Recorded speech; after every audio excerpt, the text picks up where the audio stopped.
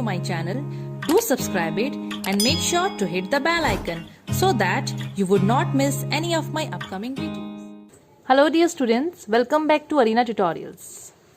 आज हम लोग सेकेंड पार्ट पढ़ेंगे रेस्पिरेटरी सिस्टम इन ह्यूमंस का, जिसमें हम लोग मेनली लंग्स और रेस्पिरेटरी सिस्टम में जो पाथवे होता है जहाँ से हवा एंटर करता है, लंग्स तक पहुँचता है, वो सब चीज़ के बारे में आज हम लोग कवर करेंगे। सो टाइम और वेस्ट नहीं करते हैं, लेट्स स्टार्ट द वीडियो। लेकिन वीडियो स्टार्ट करने से पहले मैं आप लोगों को एक चीज़ बोलना चाहती हूँ that if you love making food, if you love cooking, then there is a channel started by my brother Food Arena। उसका लिंक मैं डिस्क्रिप्शन बॉक्स में दे दूंगी। Do check it. अगर आप लोगों को अच्छे लाइक बहुत ज़्यादा ही पसंद है फूड आइटम्स ट्राई करना, रेसिपीज़ ट्राई करना, डू चेक इट। और उस चैनल को आप सब्सक्राइब भी ज़रूर कीजिएगा, बिकॉज उस चैनल में अगर एक बार आप जाओगे ना तो आपको फिर उसको छोड़ने का मन नहीं करेगा। उसमें इतने अच्छे रेसिपीज़ हैं, और आप मुझे प्लीज़ बताइएगा कि आप लोगों को कैसा लगा वो चीज़ें। ओके, सो अब वीडियो को स्टार्ट कर देते हैं। Let's start the video. Respiratory system in humans. देखो यहाँ पर हम लोग ये लंग्स का फोटो से ही स्टार्ट करते हैं। हम लोग को पता है कि हमारे बॉडी में लंग्स ये चीज़ प्रेजेंट होता है, जो कि बहुत इंपॉर्टेंट होता है। ये अगर नहीं रहेगा ना तो हम लोग फिर तो सांस लेना तो छोड़ ही दो। ऑक्सीजन जो हमारे बॉडी में रीच करता है ना, इसी की वजह से करता है। ये है तो सब ठीक है, अगर इसमें डिजीज़ कुछ हुआ तो फिर बहुत दिक्कत आ जाती है। अच्छा, हम लोगों को पता है कि हमारी बॉडी में ये लंग्स जो होता है वो चेस्ट एरिया में, वो उस जगह में प्रेजेंट होता है। मैं यहाँ पर एक सिंपल सा, देखो मैं इतना कॉम्प्लेक्स डायग्राम यहाँ नहीं बनाई हूँ और ज़्यादा पार्ट्स में नहीं शो कर रही हूँ। मैं नॉर्मली लंग्स को लेके बात कर रही हूँ, लेकिन आप लोगों के बुक में ना वो पूरा नोज से लेकर फिर जितना भी पाथवे हैं, फेरिंग्स, लैरिंग्स, वो सारा चीज़ दिया है। तो आप लोग, जैसे मैं आप लोगों को बोलती हूँ कि बुक को खोल के वो डायग्राम को देखते देखते आप लोग समझिएगा, तो आप लोगों को फट से समझ में आ जाएगा। सो अभी जो हम लोग पढ़ेंगे वो सांस लेना, एक्सचेंज ऑफ गैसेस, उसी के बारे में हम लोग पढ़ेंगे। सो ये है लंग्स। लंग्स नॉर्मली इस टाइप से दिखता है। यहाँ पर इस तक पहुँचने से पहले हम लोग को पता है कि स्टार्टिंग में क्या होता है। देखो हम लोग का जो लंग्स है वो मेन रेस्पिरेटरी ऑर्गन्स है। हम लोग के बॉडी में यही वो एरिया है, यही वो ऑर्गन्स है जहाँ पर गैसियस एक्सचेंज होता है। अभी तक हम लोग ये जानते हैं कि हम लोग नाक से सांस लेते हैं और नाक से कार्बन डाइऑक्साइड रिलीज करते हैं। अभी तक 6th क्लास के हिसाब से इतना ही पता है, लेकिन ये चीज़ भी जानना इम्पॉर्टेंट है कि सिर्फ सांस लेने में हम लोग का नाक इन्वॉल्व, नोज़ इन्वॉल्व नहीं होता।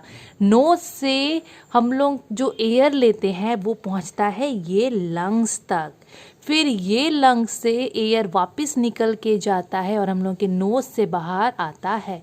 इसीलिए मैं आप लोगों को ये डायग्राम दिखा के बता रही हूँ कि जो लंग्स है वो मेन रेस्पिरेटरी ऑर्गन है जहाँ पर गैसियस एक्सचेंज होता है, गैसेस का लेन देन।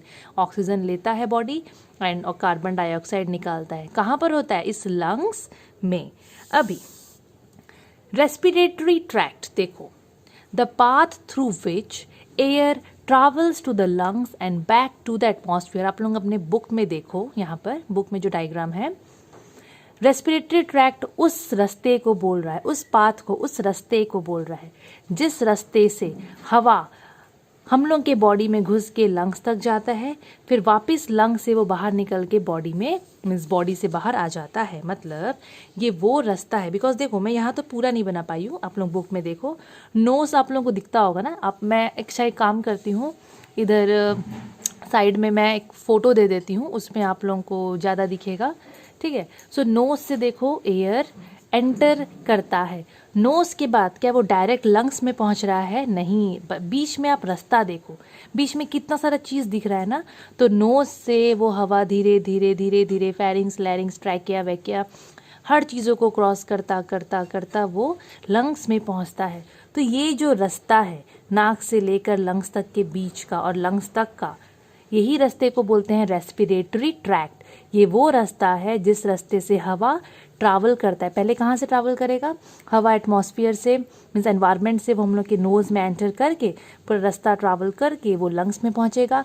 फिर लंग्स से वो वही रास्ता को ट्रैवल करके नोज़ से बाहर एनवायरनमेंट में चला जाएगा। उसी पाथवे को बोलते हैं हम लोग रेस्पिरेटरी ट्रैक्ट। अभी तो यहाँ पर कौन कौन से चीज़ें, बॉडी के ऐसे कौन कौन से चीज़ें हैं, कौन कौन से पार्ट्स हैं जो कि रेस्पिरेटरी ट्रैक्ट, ये पाथ में, ये रेस्पिरेटरी ट्रैक्ट में आते हैं। अगेन वही डायग्राम को आप लोग देखो, आप लोगों को समझ में आएगा। मैं जो बुक फॉलो कर रही हूँ उसमें साइड में एक एरो, मीन्स मैं तो यहाँ पर एक सिंपल हॉरिजेंटल वे में एरो बनाई हूँ, वहाँ पर ना वर्टिकल फॉर्म में एरो बना हुआ है। सिंपल है, बहुत सिंपल है। देखो इसको अगर आप लोग देख लोगे ना तो आप लोग आराम से समझोगे। तो यहाँ पर देखो क्या है, आप लोग यहाँ डायग्राम में भी देख सकते हो। पहला नोज़ में गया, नोज़ से फेरिंग्स में जाता है। देखो हम लोग के नोज़ के ना नीचे तरफ थोड़ा, मतलब अंदर अंदर आप जब जाओगे तो वहाँ पर आप लोगों को एक एरिया मिलेगा, उसको हम लोग बोलते हैं फेरिंग्स। इस फेरिंग्स के बारे में मैं डाइजेस्टिव सिस्टम में क्लियर कर चुकी हूँ। अगर किसी को जानना है तो आप लोग उस वीडियो को आप लोग ज़रूर देखिएगा, मैं उसका लिंक डिस्क्रिप्शन बॉक्स में दे दूँगी। सो फेरिंग्स एक कॉमन पैसेज होता है हवा और फूड के जाने का। सो हवा सबसे पहले नोज़ में एंटर करता है, नाक से वो फेरिंग्स तक पहुंचता है। फेरिंग्स के बाद नीचे में ही एक चीज़ होता है जिसका नाम है लैरिंग्स, इसको बोलते हैं लैरिंग्स। लैरिंग्स को वॉइस बॉक्स बोलते हैं। अभी आप लोग एक काम करो, अपने गले में आप लोगों से हाथ रखो और आप लोग कुछ भी बोलोगे तो देखना वो वाइब्रेट होता है, वही होता है लैरिंग्स, वॉइस बॉक्स। तो हवा उससे भी पास करता है। उसके बाद वो जाता है ट्रैकिया में। तो ट्रैकिया का डायग्राम तो मैं यहाँ पर रखी हूँ, बुक में भी है, ये आप लोगों को दिख रहा है। ये चीज़ें मैं जो ये बनाई हूँ, ये वाला पार्ट, इसको बोलते हैं ट्रैकिया। इसी के ऊपर होता है लैरिंग्स, लैरिंग्स के ऊपर फेरिंग्स। ठीक है, सोच लो ये आ गया ट्रैकिया। ट्रैकिया किसके बाद आता है, यहाँ पर लैरिंग्स करके होता है, उसके नीचे आता है ट्रैकिया। तो हवा पहले नोज़ में घुसता है, नोज़ से हवा फेरिंग्स में, उसके बाद लैरिंग्स, देन ट्रैकिया में वो आता है। ये जो ट्रैकिया है ना, इसको हम लोग बोलते हैं विंड पाइप, हवा का नली। ठीक है, इसको हम लोग बोलते हैं विंड पाइप। तो ये पाइप है जहाँ से हवा, जहाँ से विंड ट्रैवल करता है। अब हवा यहाँ से क्या जाएगा, देखो यहाँ से कहाँ जाएगा, तो ट्रैकिया के बाद आता है, मैं यहाँ से यहाँ एरो गई हूँ, इसका नाम है ब्रोंकाई। ठीक है, जिसको हम लोग ब्रोंकस बोलते हैं, वो सिंगुलर फॉर्म है ब्रोंकस। तो आप लोगों को यहाँ पर ये डायग्राम दिखता होगा। ट्रैकिया के बाद ये जो एरिया दिख रहा है ना, जो दो भाग में डिवाइड हुआ है, इसको हम लोग बोलते हैं ब्रोंकस या फिर ये है ब्रोंकाई। एक जाता है राइट लंग की तरफ डिवाइड होके, दूसरा जाता है किसकी तरफ, लेफ्ट लंग की तरफ। ये लेफ्ट वाला लंग है, ये राइट वाला लंग है। तो यहाँ से ब्रोंकस या फिर ब्रोंकाई डिवाइड होता है और दोनों लंग्स के अंदर में घुसता है। तो इसको हम लोग एक है तो ब्रोंकस बोल सकते हैं और प्लूरल में हम लोग उसको ब्रोंकाई बोलते हैं। अभी यहाँ से कहाँ जाएगा, तो मैं एक ही लंग्स को लेके बोलती हूँ। ठीक है, तो सोच लो ये ब्रोंकस है, ब्रोंकस अंदर जाके आप लोगों को क्या देखने को मिल रहा, ये जो ब्रोंकस है ये अंदर जाके देखो तो और डिवाइड हो रहा है अलग अलग भाग में, स्मॉल स्मॉल ब्रांचेस में। सो उसको बोलते हैं हम लोग ब्रोंकियोल्स। ये जो ब्रोंकाई था वो जो छोटे छोटे, और यहाँ भी देख सकते हो जो छोटे छोटे फर्दर वो जो ब्रांच हो गया, उसको हम लोग बोलते हैं, क्या बोलेंगे, ब्रोंकियोल्स। मैं यहाँ पर लिखी भी हूँ, ये सब ब्रोंकियोल्स है। सो यहाँ पर भी वही चीज़ है, पहले ब्रोंकाई में पहुँचा, उसके बाद ब्रोंकियोल्स में, उसके बाद देखो वो कहाँ जा रहा है। अभी यही जो ब्रोंकियोल्स है, इसका जो एंड होता है, जैसे कि यहाँ पर इसका एंड देखो, यहाँ पर आप लोगों को एक सैक जैसा स्ट्रक्चर दिखता होगा, थोड़ा सा छोटा सा थैला जैसा स्ट्रक्चर दिखता होगा, उसको हम लोग बोलते हैं एल्वियोलर सैक। मैं यहाँ पर लिखी हूँ उसके बारे में, यस, एल्वियोलर सैक। तो हवा वहाँ तक पहुँचता है, फिर उसमें एल्वियोलस या एल्वियोली होता है, मेनली इसी को ही बोलते हैं। इसके अंदर अंदर में बहुत सारे छोटे छोटे लाइक उसके जो होते हैं अंदर में स्ट्रक्चर्स, उसको बोला जाता है। तो अभी फिर से इसको थोड़ा रिवाइज कर लेते हैं। सबसे पहले नोज़ में एयर आता है, नोज़ के बाद फेरिंग्स, फिर लैरिंग्स, देन ट्रैकिया जिसको विंड पाइप भी बोलते हैं। उसके बाद ये ब्रोंकस है, ब्रोंकस है ये, ठीक है। ब्रोंकस दो तरफ जाता है डिवाइड होके, एक राइट लंग की तरफ, एक लेफ्ट लंग की तरफ। फिर वो अंदर जाके फर्दर डिवाइड होता है ब्रोंकायोल्स में। वो ब्रोंकायल्स फिर लास्ट में वहाँ पर एयर जैसा एक सैक लाइक स्ट्रक्चर होता है, एयर सैक लाइक स्ट्रक्चर, जिसको यहाँ पर क्या बोला जाता है, एल्वियोलर सैक। उसी में होते हैं छोटे छोटे एल्वियोलिस। तो यहाँ पर एक रीज़न है कि ये जो यहाँ पर ब्रोंकस थे या ब्रोंकाई थे, वो लोग फर्दर डिवाइड जो हुए हैं ब्रोंकियोल्स में। तो उसका रीज़न क्या है? देखो, ये लोग जितना डिवाइड होंगे ना, उतना अच्छे से, उतना दूर दूर तक हवा पूरी तरह लंग्स में फैल जाएगा। और उसके बाद यहाँ पर ये जो एल्वियोलर सैक आप लोगों को दिख रहा है, इनका भी रहने का एक रीज़न है कि जब यहाँ से हवा इनके अंदर घुसता है ना, तो ये लोग फूल जाते हैं। ये लोग जितना फैलेंगे उतना ज़्यादा सरफेस एरिया बढ़ेगा, उतना ज़्यादा अच्छे से ऑक्सीजन का बॉडी को वो ट्रांसफ़र होगा और उतनी अच्छे से कार्बन डाइऑक्साइड बॉडी से बाहर निकलेगा। इसके बारे में पढ़ेंगे। अभी आप लोग क्लास 6 में हो तो उतना ज़्यादा तो नहीं है अभी आप लोगों के कोर्स में, बट स्टिल मैं ट्राई कर रही हूँ कि मैं जितना कवर कर सकूँ मैं कवर कर दूँ। अभी तो एक एक करके थोड़ा पढ़ते हैं हम लोग इसके बारे में। डियर स्टूडेंट्स, अगर आप लोगों को ये वीडियो अच्छा लग रहा है तो इसको लाइक करना मत भूलिएगा। आप लोगों का एक एक लाइक मेरे लिए बहुत इंपॉर्टेंट है, बिकॉज उसी से मुझे पता चलता है कि आप लोगों को मेरा वीडियो अच्छा लग रहा है कि नहीं।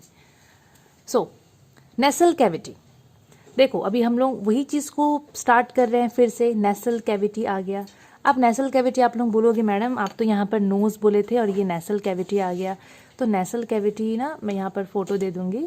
नेसल कैविटी वही एरिया है, वो नाक मुख वाला एरिया जिसके अंदर में हेयर रहता है। हम सबके नोज़ के अंदर में हेयर है, म्यूकस रहता है, वो थोड़ा क्या बोलते हैं उसको, थोड़ा जेली लाइक सब्सटेंस वो सिक्रेट होता रहता है नोज़ में, ठीक है। सो नेसल कैविटी वही नाक वाला ही चीज़ को बोलते हैं। नाक को ही बोलोगे तो अंदर में जो पार्ट्स होते हैं उसको हम लोग बोलते हैं नेसल कैविटी। तो ये वो रीज़न होता है जहाँ पर आप लोग देखे होंगे नोज़ हेयर्स प्रेजेंट होता है। ये वही एरिया है जो म्यूकस कंटेन करके रखता है। वो मैं जो आप लोगों को बोली ना, थोड़ा जेली टाइप सब्सटेंस, ये वही एरिया है। हवा जब हम लोग लेते हैं, जब हम लोग सांस एयर को इनहेल करते हैं, ऑब्वियसली नोज़ से तो करते हैं, तो हम लोग जब सांस अंदर लेते हैं तो एयर हमारा एंटर होता है वही नेसल कैविटी से ही। जैसे ही एयर हम लोग के नोज़ में घुसता है तो बच्चों हम लोग के नोज़ में हेयर होता है, म्यूकस होते हैं। तो वो लोग पता है क्या करते हैं, देखो उसका रीज़न है। अब बहुत सारे ना लोग होते हैं जो बोलते हैं नोज़ में हेयर अच्छा नहीं लगता, ऐसा वैसा, बट नोज़ में हेयर एक इम्पॉर्टेंट काम के लिए प्रेजेंट होता है। जब भी हम सांस लेते हैं, जो हवा हमारे बॉडी के अंदर जो नोज़ से ट्रैवल करता है, क्या ज़रूरी है कि वो एयर एकदम साफ़ होगा? नहीं ना। वो एयर में जो डस्ट पार्टिकल होता है, जो जर्म्स होता है, जैसे ही हवा अंदर घुसता है तो हेयर क्या, जैसे कि सोच लो ये हेयर है और एयर यहाँ से जा रहा है। जैसे ही हवा अंदर घुसता है तो ये जो हेयर होते हैं ना, वो लोग डस्ट जर्म्स को अपने अंदर ऐसे रोक देते हैं और अच्छा एयर को वो लोग आगे की तरफ बढ़ाते हैं। यही तो इम्पॉर्टेंट होता है। एयर जैसे ही हमारे बॉडी में एंटर करता है, मेनली नोज़ में एंटर करता है, तो नोज़ हेयर और म्यूकस ये लोग सामने खड़े रहते हैं। ये लोग क्या बोलते हैं, कोई भी अगर डस्ट पार्टिकल है तो उनको हम लोग अंदर जाने नहीं देंगे। तो ये लोग उस डस्ट पार्टिकल को, जर्म्स को पकड़ के रख लेते हैं और क्लीन एयर को वो लोग फिर आगे की तरफ जाने देते हैं। तो अभी अगर मैं आप लोगों को एक क्वेश्चन पूछूं, देखो कुछ बच्चों को वियर्ड लगेगा क्वेश्चन, बट सिंपल सा क्वेश्चन है। मैं अपने स्टूडेंट्स को यहाँ पूछी थी तो मुझे तो बहुत सारे स्टूडेंट्स लोग करेक्ट आंसर दिए। सो आई आस्क्ड देम कि हम लोग के नाक में जो गंदगी जम जाती है, जो हम लोग का नाक जो गंदा हो जाता है, तो उसका रीज़न क्या है? सो उसका रीज़न तो आप लोग भी बता सकते हो। इसका आंसर आप लोग कमेंट सेक्शन में बताइएगा। बहुत सिंपल सा है। देखो अभी थोड़ा देर पहले ही मैं आप लोगों को समझाई हूँ इसके बारे में। सो यही उसका रीज़न होता है। जिसको जो समझा होगा वो फट से आंसर दे देगा। So nasal cavity over. Nasal cavity में ही देखो नोज़ वाला आ गया। सेकंड क्या है, फेरिंग्स। फेरिंग्स वही है, डाइजेस्टिव सिस्टम में मैं पढ़ाई हूँ आप लोगों को। सो फेरिंग्स वही कॉमन पैसेज है जहाँ से हवा भी ट्रैवल करता है, एयर भी ट्रैवल करता है। देन उसके नीचे आता है लैरिंग्स।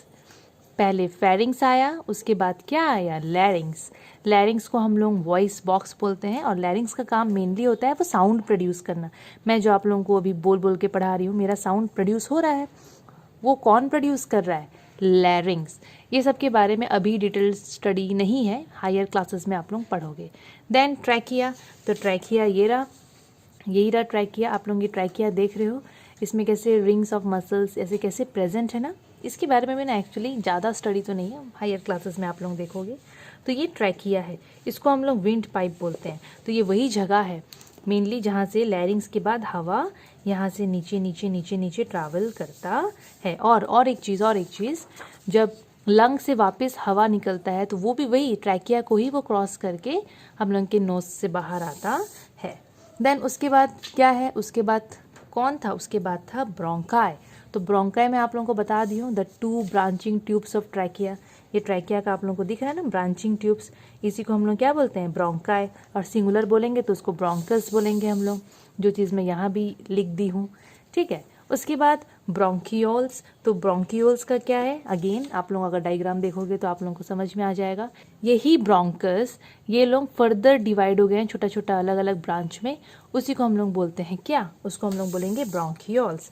तो ब्रोंकियोल्स के लिए मैं क्या लिखी हूँ यहाँ पर, each bronchus divides repeatedly into smaller branches, जिसको बोलते हैं हम लोग bronchioles. Now alveoli and alveolar sac, ये छोटा छोटा एयर सैक जैसा है स्ट्रक्चर, जहाँ पर मेनली हवा भरता है।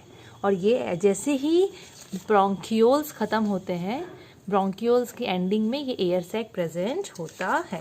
अभी एक इम्पॉर्टेंट चीज़ जो कि मैं आप लोगों को इधर में नहीं बताई थी बट बता देती हूँ, ये जो एल्वियोलर सैक आप लोगों को दिख रहा है ना, ये चीज़, इसके बाहर में ना ब्लड कैपिलरीज होता है। जैसे कि एग्जाम्पल, हम लोग का जो ब्लड वेजल्स होते हैं, जो नस होते हैं जो कि खून को कैरी करता है, वो ना 3 टाइप के होते हैं। एक होता है आर्टरी, एक होता है वेन्स, एक होता है कैपिलरीज, ब्लड कैपिलरीज। जैसे कि आप लोग अपना इधर में जो रिस्ट एरिया है ना, आप लोग यहाँ पर अपना नस को देख सकते हो। तो ये जो नस है ना, इधर में जो ग्रीन ब्लू कलर का दिखता है, उसको हम लोग वेन्स बोलते हैं, VEINS। लेकिन यहाँ पर मैं कैपिलरीज का बात कर रही हूँ, तो मैं नॉर्मली आप लोगों को नस के बारे में बता रही हूँ। तो ये जो कैपिलरी है ना, ये एक टाइप का नस है, एक टाइप का ब्लड वेजल है जो ब्लड को कैरी करता है। इसका और भी बहुत सारा काम है, लेकिन मैं वो चीज़ अभी आप लोगों को नहीं बताऊंगी, बिकॉज फिर आप लोग बोलोगे मैडम इसका जो मेन काम है वो आप बताए नहीं, वो अभी आपके कोर्स में नहीं है, तो मैं क्यों बताऊं, मैं बाद में बता दूंगी आप लोगों को, पहले ये चीज़ कवर कर लेती हूँ। सो ये जो हम लोगों को एल्वियोलर सैक देखने को मिल रहा है, यहाँ पर इसके बाहर में आप लोगों को ना ये कैपिलरीज, ब्लड कैपिलरीज ऐसे देखने को मिलेगा। इसका भी एक इम्पॉर्टेंट रोल होता है, ये क्यों प्रेजेंट होता है मैं आप लोगों को बताऊंगी उसके बारे में। सो एल्वियोलर सैक मतलब इधर में ऐसे ब्लड कैपिलरीज ऐसे ऐसे लपेटे हुए होते हैं, ऐसे लपेटे हुए होते हैं, वो देखने को मिल जाते हैं। और each air sac has a group of alveoli, ये जो एयर सैक मैं आप लोगों को बताई ना, एल्वियोलर सैक, इधर में इसके अंदर में बहुत सारी एल्वियोलीज होती है, बहुत सारी, और एक एक लंग्स में मिलियंस एंड मिलियंस ऑफ एल्वियोलीज हो सकते हैं। जितना एल्वियोली होगा उतना ज़्यादा अच्छे से एयर का एक्सचेंज होगा, और जितना अच्छे से ये जो ब्रोंकस था वो जो डिवाइड होके ब्रोंकायोल्स में डिवाइड हुआ है ना, ये जितना डिवाइड होगा उतना दूर दूर अच्छे से पूरे लंग्स में हवा फैलेगा। देखो जो जो चीज़ इंपॉर्टेंट है मैं उसको बीच बीच में आप लोगों को बता दे रही हूँ। अभी फिर से हम लोग लंग्स के बारे में पढ़ते हैं। हम लोगों को तो पता है कि हमारे बॉडी में कितने लंग्स होते हैं, 3 लंग्स, बिल्कुल नहीं, हमारे बॉडी में 2 लंग्स होते हैं, ठीक है। Left lung is 2 lobed and the right lung is 3 lobed. अब लोब्ड के बारे में शायद बताना ही पड़ेगा, चलो ठीक है बता देती हूँ। लेफ्ट लंग का 2 लोब होता है, इसका मतलब क्या है, देखो मैं इसका डायग्राम यहीं पर बना देती हूँ। अगेन ये लेफ्ट लंग है, ये राइट लंग है। सिंपल सा मैं आप लोगों को सिर्फ लोब्स के बारे में बता दे रही हूँ। ओके देखो, सोच लो ये लंग्स बन गया, सिंपल तरीके से मैं बना रही हूँ। ये हम लोगों का लेफ्ट लंग है, मैं इसको LL लिख दे रही हूँ, मैं इसको RL लिख दे रही हूँ, ये है राइट लंग। लेफ्ट लंग के लिए क्या बोला है, 2 लोब होते हैं, तो 2 लोब का मतलब ऐसे करके ना 2 भाग में डिवाइड होता है। आप लोगों को दिख रहा है ये 1 लोब, ये 2 लोब, इसलिए बोला है लेफ्ट लंग 2 लोब है। राइट लंग जो होता है उसमें 3 लोब होता है, 1 हो गया, ये देखो 1 2 3, 3 lobes are there in the right lung and 2 lobes are there in the left lung। अभी लंग्स के ऊपर में एक प्रोटेक्टिव लेयर होता है, जो कि आप लोगों को कैसे दिखेगा, देखो जैसे कि मैं यहाँ पर लंग्स के ऊपर में ना एक प्रोटेक्टिव लेयर करके बना दे रही हूँ। ये आप लोगों को लेयर दिखता होगा, दोनों लंग्स के ऊपर होता है ये। जैसे कि हमारे बॉडी में स्किन हम लोगों का प्रोटेक्टिव लेयर होता है, वैसे ही लंग्स के ऊपर में वो लेयर जो उसको बचाता है बहुत सारी चीज़ों से, उसको प्रोटेक्शन देता है, उसको हम लोग बोलते हैं प्लूरल लेयर। मैं यहाँ पर वो चीज़ मेंशन कर दी हूँ, ये आप लोगों को दिखता होगा जो लेयर है, इसको बोलते हैं प्लूरल मेम्ब्रेन। मेम्ब्रेन बोलते हैं, लेयर तो मैं ऐसे ही बोल दी, प्लूरल मेम्ब्रेन, ठीक है। अभी ये जो प्लूरल मेम्ब्रेन आप लोगों को लेयर दिख रहा है, इसके बीच में जो जगह दिख रहा है, इसमें ना एक फ्लूइड होता है, एक लिक्विड जैसा चीज़ होता है, उस लिक्विड का नाम है प्लूरल फ्लूइड। आप लोग नाम इजीली याद रख पाओगे। प्लूरल मेम्ब्रेन है तो उसके अंदर में बीच में जो एरिया है, स्पेस है, उसमें जो लिक्विड प्रेजेंट होता है उसको बोलते हैं प्लूरल फ्लूइड। इसका काम क्या होता है, ये क्या करता है ना, हम लोग के लंग्स के सरफेस को थोड़ा मॉइस्ट, थोड़ा गिल्ला रखता है ताकि अच्छे से गैसियस एक्सचेंज, डिफ्यूज़न सब अच्छे से हो जाए। अब एक और चीज़ जो इम्पॉर्टेंट है, आप लोग ये वाला डायग्राम देखो, यहाँ पर जो 2 लंग्स दिख रहे हैं, आप लोगों को एक चीज़ पता होना चाहिए कि हम लोग का जो लेफ़्ट लंग होता है ना वो थोड़ा नैरो होता है, थोड़ा सा पतला होता है as compare to right lung. इसका रीज़न ये है क्योंकि आप लोग सोचो, अभी हम लोग का जो हार्ट होता है वो किधर साइड होता है, सबको पता होगा। हमारे ह्यूमन बॉडी में जो हार्ट होता है वो लेफ़्ट साइड प्रेजेंट है, इधर में ये लेफ़्ट है। तो यहाँ पर मैं देखो लिखी हूँ एरो देके, स्पेस फॉर हार्ट, इस जगह में ना हम लोग का हार्ट आ जाता है। इसीलिए हम लोग का जो लेफ़्ट लंग है वो थोड़ा सा पतला होता है। और ये है राइट लंग। राइट लंग थोड़ा सा ना ऊपर की तरफ होता है लेफ़्ट लंग से। इसका रीज़न ये है ना, बिकॉज लंग के नीचे में लीवर आ जाता है, तो लीवर के लिए जगह बनाना बहुत ज़रूरी है। इसीलिए जो राइट लंग है वो थोड़ा सा ऊपर रहता है, किससे, लेफ़्ट लंग से। और जो लेफ़्ट लंग है वो थोड़ा सा पतला होता है। इससे पतला इसलिए होता है बिकॉज यहाँ पर ऑक्यूपाई करता है कौन, स्पेस, हार्ट। और ये थोड़ा ऊपर इसलिए होता है बिकॉज इसके नीचे में आ जाता है लीवर। नाउ अभी सिर्फ थोड़ा सा ही पोर्शन इसका बचा है, 2-3 पॉइंट ही है, उसके बाद ये वीडियो भी एंड हो जाएगा। सी यहाँ पर मेनली एक चीज़ दिया है, आप लोगों के बुक में भी मैंशनड होगा, वो हम लोगों का जो लंग्स होता है ना उसको मेनली कौन प्रोटेक्शन देता है। एक तो हो गया चलो कि वो मैं जो आप लोगों को वो प्लूरल मेम्ब्रेन के बारे में बोली, उसके अलावा रिप केज होता है। ये जो हड्डी जैसा स्ट्रक्चर आप लोग देख रहे हो, आप लोग बुक में देखना, डैम श्योर कहीं ना कहीं तो पक्का दिया होगा। ये जो रिप केज होता है सामने में, अच्छा रिप केज का मतलब अगर बहुत सारे बच्चे लोग नहीं समझेंगे तो देखना, एक रामदेव बाबा का आसन होता है जिसमें वो सांस अंदर करते हैं तो चेस्ट एरिया का पूरा हड्डी दिख जाता है, पूरा इस टाइप से वो हड्डी पूरी तरह से विजिबल होता है बच्चे लोगों का, ऐसे ऐसे करके चेस्ट एरिया में रिप केज होता है। वो रिप केज मेनली हम लोगों का लंग्स को और हार्ट को भी ले लो यहाँ पर, बिकॉज हार्ट भी तो होता है, उसको वो प्रोटेक्शन देता है। अभी हम लोगों के लंग्स के नीचे में, अगर ये हमारा लंग्स है तो लंग्स के नीचे में ना एक मस्कुलर शीट रहता है, मसल से बना हुआ, मांस से बना हुआ एक लेयर, एक शीट जैसा होता है, उसका नाम होता है डायफ्रैगम। इसका मेन काम होता है ब्रीदिंग में, जब हम लोग सांस अंदर लेते हैं छोड़ते हैं, जिसके बारे में पढ़ेंगे हम लोग आने वाला वीडियोस में। जब हम लोग सांस अंदर लेते हैं छोड़ते हैं तो ये जो डायफ्रैगम है ना, ये जो मस्कुलर शीट है, ये एक बार कॉन्ट्रैक्ट होता है, थोड़ा सिकुड़ता है, फिर रिलैक्स होता है, और ये ऊपर नीचे इसका ये काम भी होता है होना। तो ये जो डायफ्रैगम है ना, इसका मेन काम होता है जब हम लोग ब्रीदिंग करते हैं, सांस अंदर लेना बाहर छोड़ने के समय, इसका बहुत इंपॉर्टेंट रोल वहाँ पर देखने को मिलता है, जिसके बारे में आई विल टीच यू बाद में जो भी वीडियोस में बनाऊंगी उसमें। सो ये भी इसका कंप्लीट हो गया है ये पार्ट। इसके आगे हम लोग एक्सचेंज ऑफ गैसेस मेनली मतलब होता क्या है, उसमें हम लोग पढ़ेंगे कैसे ब्रोंकियोल से एल्वियोलर सैक तक, फिर खून में कैसे ऑक्सीजन पहुंचता है, कैसे एक्सचेंज होता है, वो सब के बारे में हम लोग नेक्स्ट वीडियो में पढ़ेंगे। टिल देन स्टूडेंट, अगर ये वीडियो अच्छा लगा हो so do like, share and subscribe to my channel. Thank you.